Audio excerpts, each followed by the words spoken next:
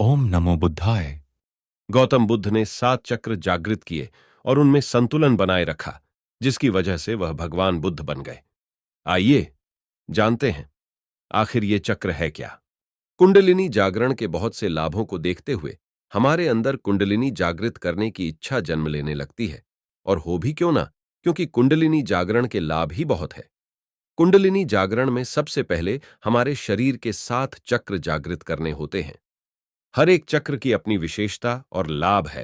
पहला चक्र जागृत होने पर हमारी मूल जरूरतें पूरी होने लगती हैं। दूसरा चक्र जागृत होने पर हमें रचनात्मक शक्ति मिलती है। तीसरा चक्र जागृत होने पर हमारा आत्मविश्वास बढ़ता है। चौथा चक्र जागृत होने पर हमारे अंदर खुशियां और प्यार बढ़ता है। पांचवां चक्र जागृत होने पर हमें प्रभावशाली वाणी मिलती है। छठा चक्र जागृत होने पर हमें बहुत सारी शक्तियां मिलती है। सातवां चक्र जागृत होने पर हमें आत्मज्ञान मिलता है। कुंडलिनी जागरण के नुकसान। पहला नुकसान, मानसिक संतुलन बिगड़ना।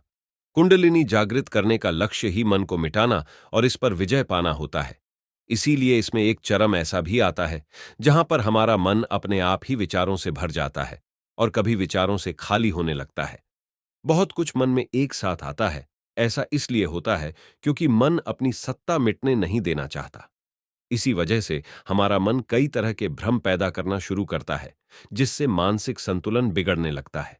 दूसरा नुकसान, भ्रम पैदा होना। बहुत कुछ सीख और समझ जाने के बाद मन में कई तरह के भ्रम पैदा होने लगते हैं। उदाहरण के लिए, इतनी सारी शक्तियों का जब एक साथ बोध होने लगता है, तब कई बार मन में भ्रम की स्थिति बनने लगती है। जैसे कहीं पर भी कुछ भी दिखाई देना, बैठे बैठे लोक परलोक के दर्शन होने का भ्रम, या समय में आगे पीछे जाने का भ्रम आदि जैसी चीजें होने लगती हैं। ऐसा ज्यादातर सभी कुंडलिनी के सभी चक्रों को एक साथ जागृत कर लेने की वजह से होता है। तीसरा नुकसान, असाधारण चीजें दिखाई देना। जब दिव्य दृष्टि, जिसे हम भूत या भविष्य में घटित किसी भी घटना को देख सकते हैं, जैसी शक्तियां हमें प्राप्त होती है, तब हमें इन सब शक्तियों को अच्छे से संभलना नहीं आता। इन सब शक्तियों पर अच्छे से कंट्रोल ना होने के कारण हमें जो चीजें नहीं भी दिखनी चाहिए या जिन्हें हम नहीं भी देखना चाहते, वह सब भी हमें दिखाई देने लगती है।